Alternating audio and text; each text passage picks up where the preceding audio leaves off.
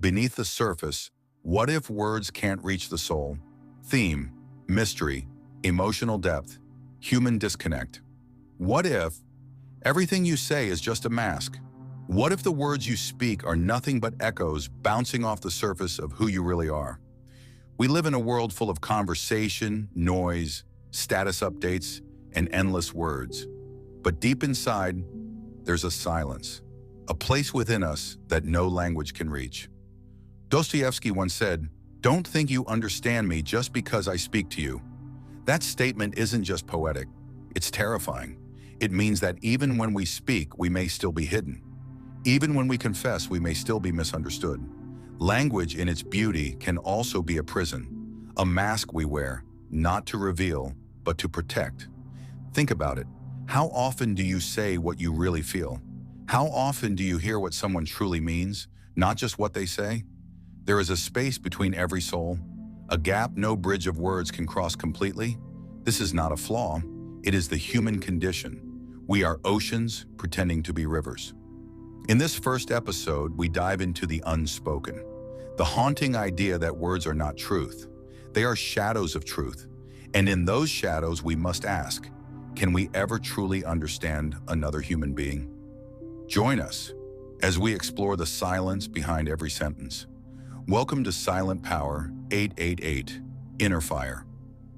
The mask of words, when language hides more than it reveals emotional defense. Human mystery, philosophical depth. Words are powerful. They can start revolutions, heal wounds, and break hearts. But here's the paradox.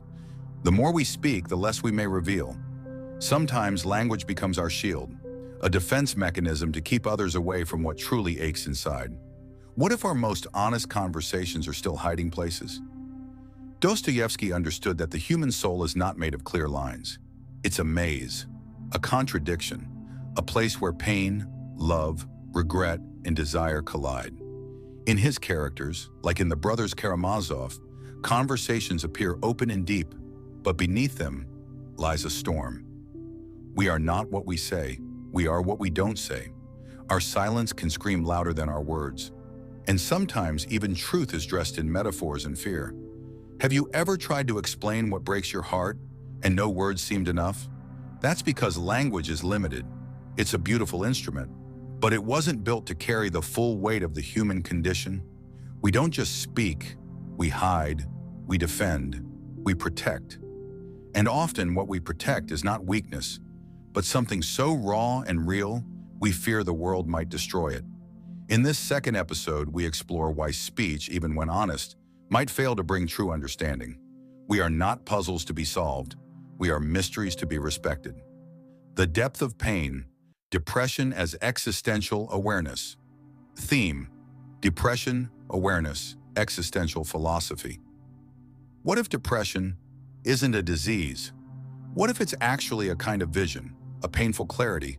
As the Egyptian author Ahmed Khaled Tawfiq once said, "The depressed person is not sick, but someone who has seen the world and its people as they really are, and couldn't handle the ugliness."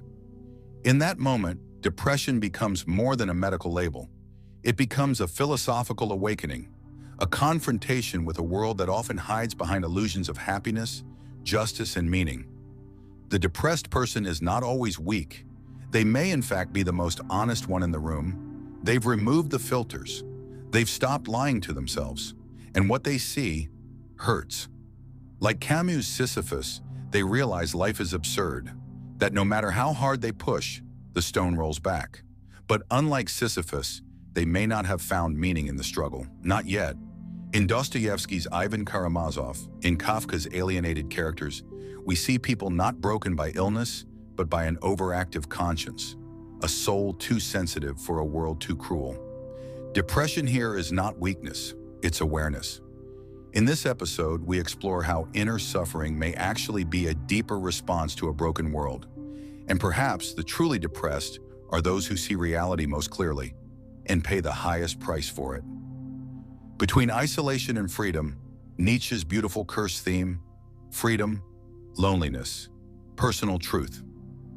The individual has always had to struggle to keep from being overwhelmed by the tribe. These are the words of Friedrich Nietzsche. and they carry the weight of a deep, terrifying truth. To be free is to be alone, not because solitude is pleasant, but because society fears those who think for themselves. True freedom demands that we strip away the comfort of conformity. It asks us to walk alone, to face silence, to endure rejection. That's the price of owning yourself. The herd offers warmth, identity, validation, but it also demands your obedience. Nietzsche knew that freedom is not a gift.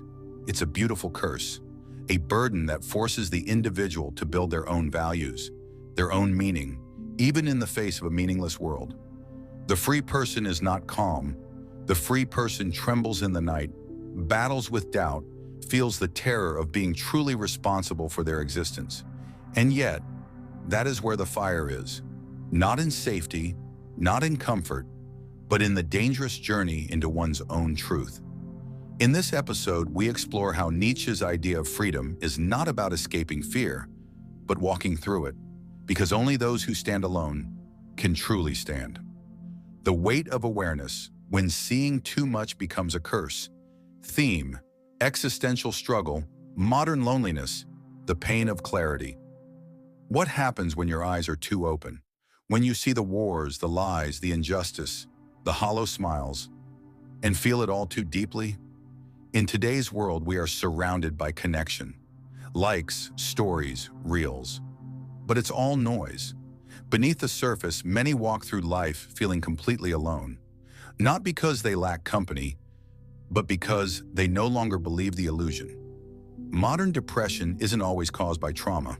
Sometimes it's born from too much clarity. The more you see the truth, the less you fit in. You see the masks, the shallow games, the systems built on profit and image, not on meaning or humanity.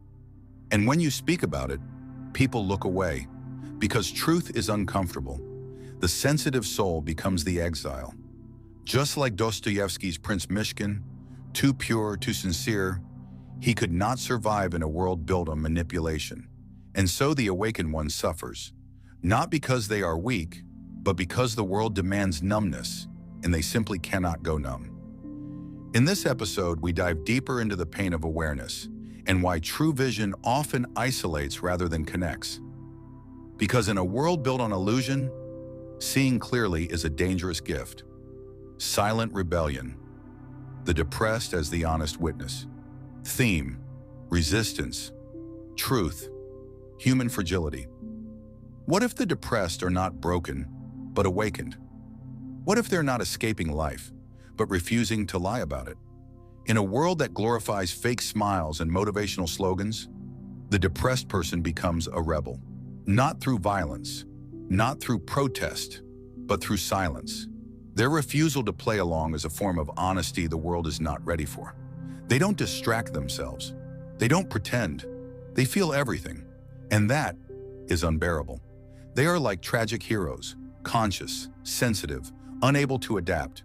Like Teresa in Kundera's The Unbearable Lightness of Being, or Ivan in The Brothers Karamazov. These are not mentally ill characters. They are morally awake. In a numb world, the ones who suffer most may actually be the most alive. Depression, in this light, becomes a silent rebellion, a refusal to accept the superficiality, the hypocrisy, the injustice. And maybe that's why the depressed are often alone.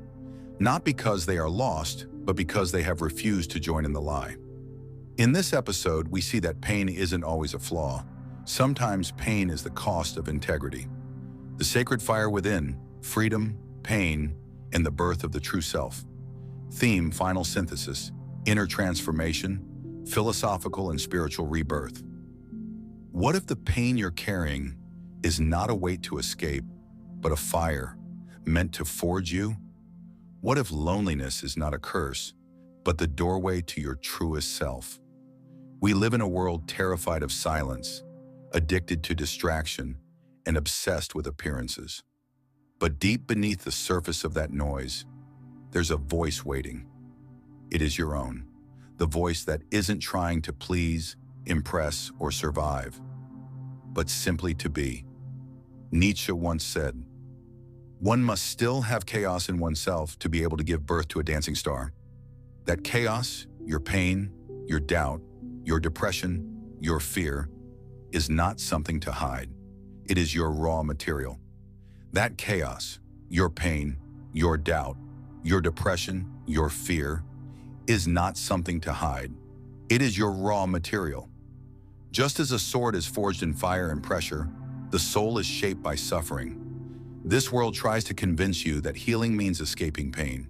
But maybe true healing begins when you face it, when you walk through the fire and come out not cleansed but reborn. Dostoevsky knew this well. His characters, Mishkin, Ivan, Raskolnikov, are not heroes of perfection. They are broken, fragile, trembling, and real. They suffer not because they are weak, but because they are honest. In a world that rewards masks, the ones who refuse to wear one suffer most. But suffering is not the end, it is the initiation. Like the phoenix that burns to ashes before rising again, the awakened soul must collapse, must lose itself, before it can become whole. The loneliness you feel? It's not emptiness, it's space. Space to rediscover who you are beneath the noise, beneath expectations. Freedom, as Nietzsche described, is not a comfortable lounge. It's a mountain path, lonely, cold, steep. But it leads to a view no crowd will ever reach. Sartre said, "Man is nothing else but what he makes of himself." And Camus reminded us, "In the midst of winter, I found there was, within me, an invincible summer." That summer, that fire, is not something you find in others or in the world. It's something you become through struggle, solitude, and radical self-honesty. So if you are in pain, if you feel out of place, misunderstood, unseen, remember, you are not broken. You are becoming. Your silence is not empty. It is sacred. Your pain is not a sign of weakness. It is your soul reshaping itself into something no system can control. You are not meant to fit in. You are meant to awaken. So embrace the stillness. Honor the chaos. Walk the lonely path. Because at the end of that road, you will not find applause. You will find yourself.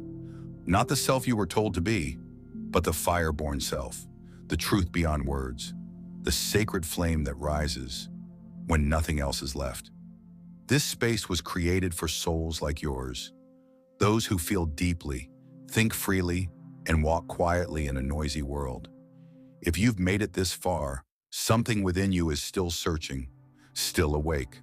Subscribe to this channel, not just for content, but to be part of a deeper journey, a journey of reflection, silence, and truth. You're not alone here. You're home.